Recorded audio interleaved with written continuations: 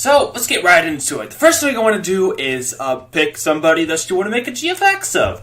So, I could do it myself, but doing yourself is a bit easier than doing anybody else. So, just for the sake of argument, let's do my friend Jiv over here, because why not? So, here's my friend Jiv, and if I wanted to make a GFX of him, what would I do? Now, I'm going to treat this like you literally have no idea what you're doing at all. So, I might go kind of slow for some people, but if you think I'm going too slow, you can just fast forward 10 seconds and see if you understand everything that happened in 10 seconds in between that. But let's get started. So the first thing you'll have to do is open up Roblox Studio. So if you don't know how to do that, then well, really starting from the basics. You'll want to go to your search and type in Roblox Studio until you find it. If you do find it, good job. You've completed the first step and you're on the right track. So once you've opened it up, it should look something like this. And you'll want to just sign into your Roblox account. So do that. And once you sign in, it should look something like this. Now, most of these are just temporary worlds that you can play around with if you're new to the game, because nobody ever uses them. So just load in a flat terrain. A lot of people like base play, but I don't like how it looks. It's ugly. It doesn't matter really. So just load in a place. Now, if you make the GFX in R6 or R15, that makes a difference. And I prefer R15. A lot of people don't. A lot of people like to use R6, but I laugh at those people because they're all wrong. Because R15 makes it so you can make the GFX more realistic, I think. So in order to make sure that you spawn in the game as R15, you want to click File, Publish to Roblox. You need to publish it to Roblox, but don't worry, you can make it private. Nobody's going to see this. You just have to do it in order to make it like this. So hit New Game Place and just call it freaking ha ha ha ha ha ha ha ha ha ha ha ha ha ha. That is not, and that's not necessary, but it's hilarious. And literally none of these options matter. Just hit Create Place. And now that it's an actual place, there's a gear up here in the top called Game Settings. Click that. It was gray before, but now you can actually open it and go to Avatar Settings. And usually the default is on player choice. I think they might have changed that in a recent update, but just make sure you change it to default. And as long as that's fine, hit save. And then immediately hit play. You don't need to put anything in it. Just hit play at the top of the screen, and you load in, and you fall to the ground. And if your character shows up, that's a good sign. That means you've done everything right so far. If you don't show up, you did it wrong. Go back and try again. And then once you fall in, there's a button at the top of the screen called Current Client. Now, I'm not going to tell you what this means. I'm not here to do that, but just click it, and then it will put you in current server mode. And once you're in server mode, then you want to come over here to the Explorer menu, and if the Explorer menu isn't open for some reason, there's a couple tabs here at the top, and there's a View option. You start on Home, go to View, and then hit this button until it shows up.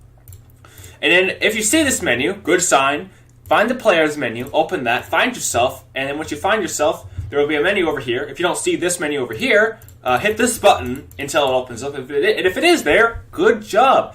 And what we're trying to find is this character appearance ID.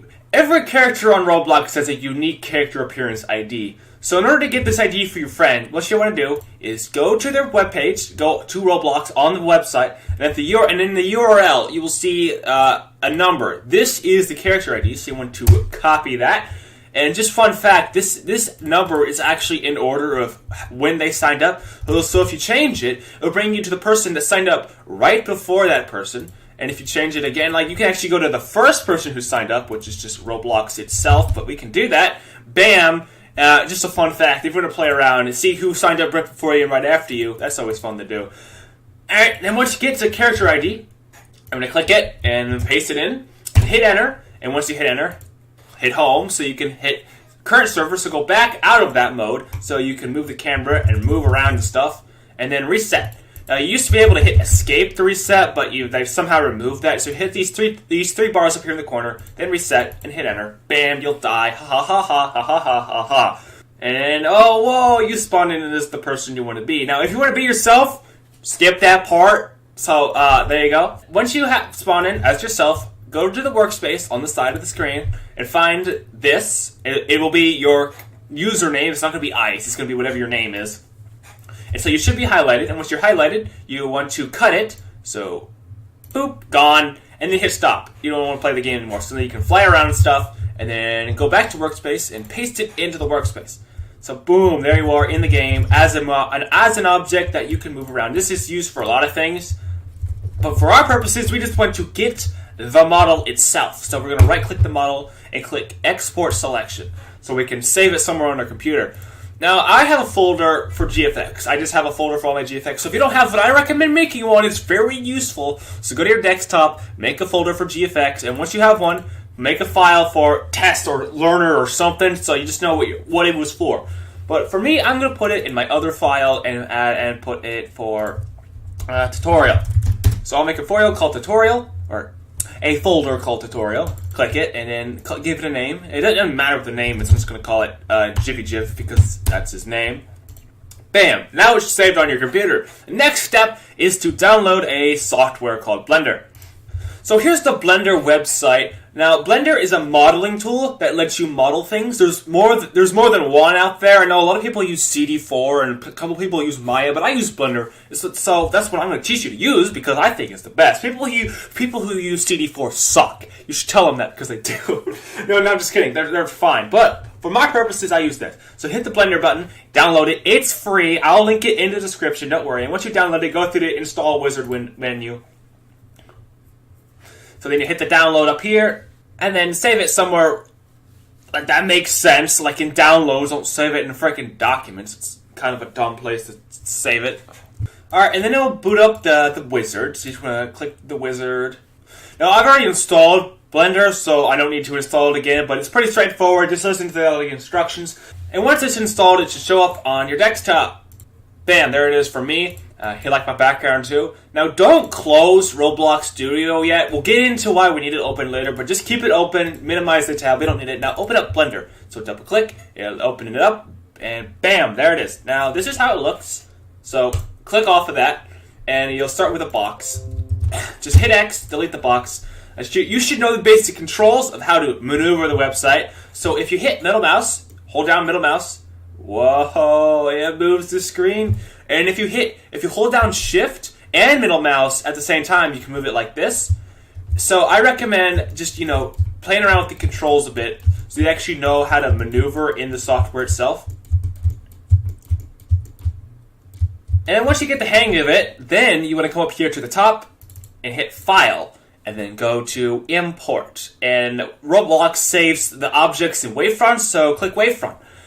And then once you're inside here, then you want to just click this little bookmark called Desktop. It will take you right to the desktop if you made your GFX folders in the desktop. If you didn't, you're going to have to maze around your files until you can find it. But once you finally find your GFX folder, and then you want to open up where you saved it. So here it is, and it'll show up like this. There should be two files. If there's a .object and a .amtl, that's a good sign. But I've seen it happen where there's only the .object. If there's only the .object, that means Roblox messed something up. It's not your fault. It's just Roblox's trap at this sometimes. So if that happens, just go into the game and select your character again, and just export it again. Just do it literally over, and it should work. I've done it like 3 times in a row, and it magically worked in the 3rd time. So that shouldn't be a problem, but if it is, then there you go. Then if both of the files show up, then double click the object file.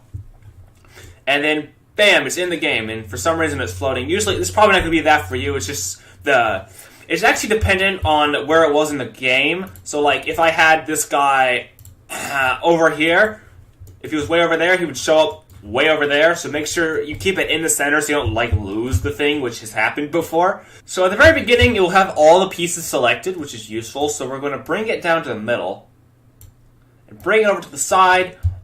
And basically, we're just going to center it. Now these are the other controls you should know. This tab right here is your best friend. Okay. If you have this one selected, you can move it up and down.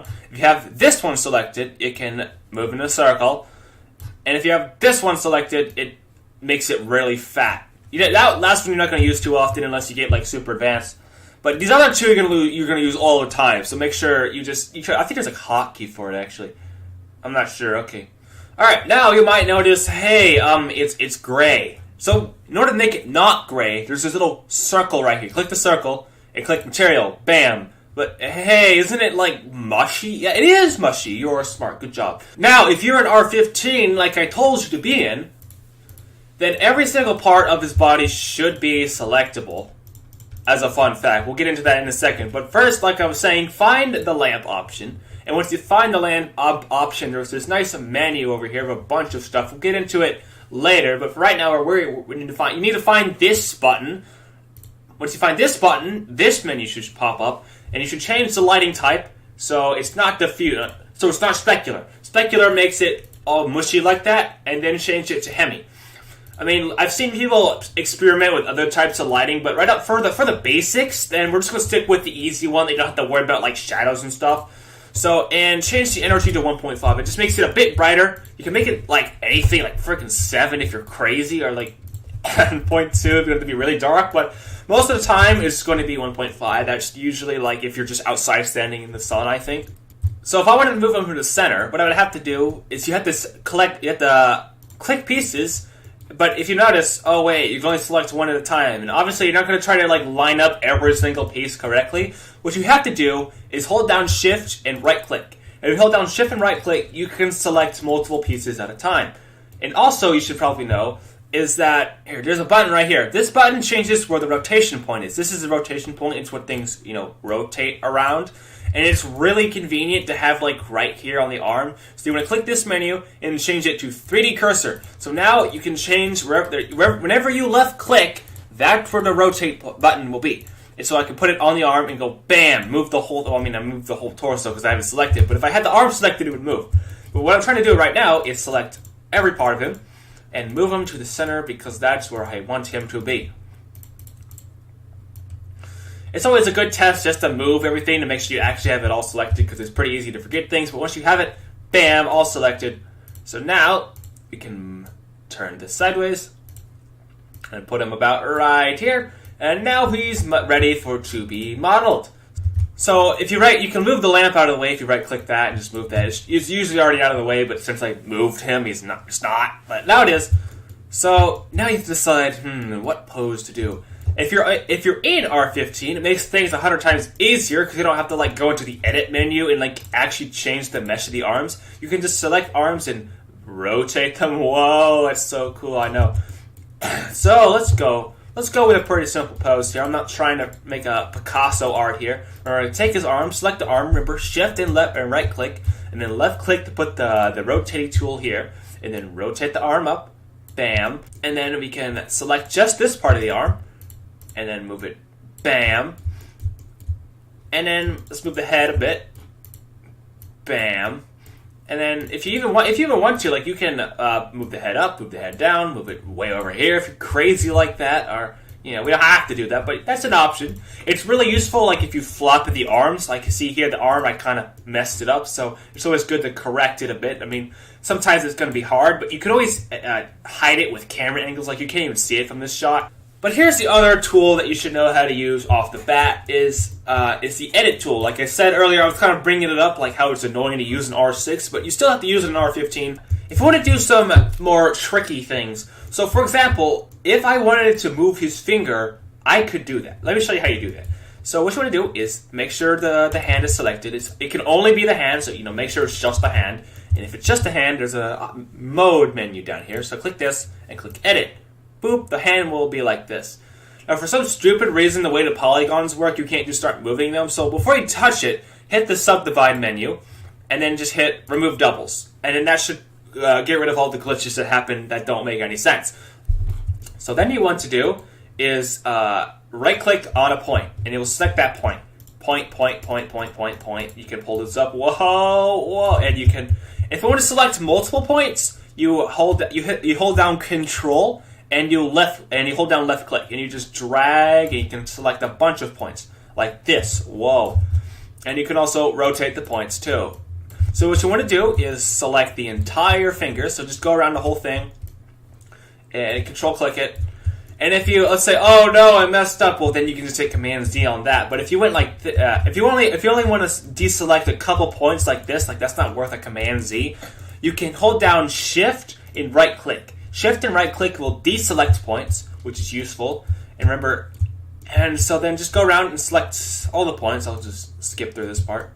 Alright, now if I had like an hour to spare, I would go through and like actually make sure I have it all done. But just for recording sake, I'm not going to do that.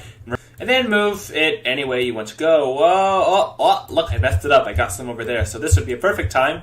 Now, you actually can hit Control, Shift, and right click all at the same time. And it's not what I meant to do. Just kidding. What I meant to say was, yeah, so if you hit Control, Shift, and left click all at the same time, Control, Shift, and left click, you can actually unselect things and hit Command Z to undo that if you messed it up. And now that I finally have the finger selected, I can go, whoa, it's cool, I can move the whole finger. Now obviously if I was spending more than 5 seconds on this, I could make sure like it's not bending out, like then I would just click this part of the hand and move that. But again, that's more advanced stuff. I recommend dealing with that once you already have all the basics down, but that's where you would go, and I just recommend trying around with that. And once you have it all smoothed out, then just exit the mode by hitting this menu and going back to object mode. Now you might notice that the hand is ugly. Now that's because of this auto smooth. Take auto smooth off. And if you don't see it, if it's something like this menu, then there's this bar up here. This bar, you want to click the triangle. It usually is automatically selected, but sometimes it's not. And just make sure auto smooth is off because it does that. So fix, bam, I moved the hand. So let's just say that I spent an hour trying to get this all set up, and alright, look guys, I'm done. Or wait, hold on. Let's just put like a massive lizard for some reason. Alright, bam. Alright guys, I'm done. Oh look, now what do I do? So now what you want to do is, here's your camera. So right click the camera so you can select it, just like everything else. And go into the menu, and then make sure the camera button is selected in this menu, and you want to change the resolution to 10,000. Now, I mean, obviously you don't have to do 10,000, but I think 10,000 works most of the time. I usually make them square. If you want to make them not square, then you can just change the resolution, and now it's a rectangle. But whatever you want the resolution to be, I recommend 10,000 by 10,000, because if it's any less than that, it looks pixely. Now, if you render it right now, there's going to be a background on it, and usually you don't want a background. So we're going to take the background off. You click the shading menu, and there's an alpha function, and the alpha function you just change it to transparent. So now the background will be transparent. Now, you can click View and Camera, and bam, it'll put you into the view of the camera. So you can actually move the camera as long as it's selected. Like, don't accidentally select something else and like, oh, whoops, messed that up. So make sure the camera's selected, and if you want to get out of the camera mode, just hit Shift and middle mouse. No, I meant to say just middle mouse, and then you'll go out of the mode. Now you want to line up the camera exactly where you want the picture to be taken from. So if I zoom in a bit here, go down a bit, and move the camera over like this, something like that. Bam, bam, bam, bam, bam. There, let's say I want that. Now, if you're done with that, now up here in the corner there's a render button, and hit render image. We'll render the image for you. This might take a while if you have a slow computer. Slow computers, this literally can take like a minute. But my computer's a beast, so it doesn't take that long. Just wait for it to finish, and once it's finished, so now you want to hit image and hit save as image, and save it pretty much in the folder that you have everything in. I mean, you don't have to, but it would make sense to do it there just so you can find it later. So I'm gonna call this one like that, because why not? And if you want to save your work and come back to it later, you can. You hit File, Save. You can save it as a Blender file. I'm gonna do that too. Like, usually it's useful if you want to come back later and change something. Like, if you're doing an order of GFX and the person who ordered it says, that one's trash, then you can, like, open up the file and it will load you right into this. And actually, that's probably just a good thing to show anyway. So since I saved it, it puts you back into this. So you will hit the delete button on that and hit File, and there's an Open button. So you want to find the one you've been in. Once you do find it and load it in, it will look like this. So then what you'll want to do is just come down here to the corner, click this, and then click 3D View, and it'll put you right back into the option, and you can go around and change things like, wow, what's this stupid big lizard in the background for? Boing, it's gone. Take a new. Oh, I hate animation. Okay. So, yeah, you can actually animate things in this too, but, I'm not going to get into that. And bam, there it is. You can do whatever you want with this file and like change and stuff. But I'll also go into how to put a background on it. Now, I'm not like I'll admit that I'm not that good with backgrounds, but what I do works. So I'll tell you how to do it anyway.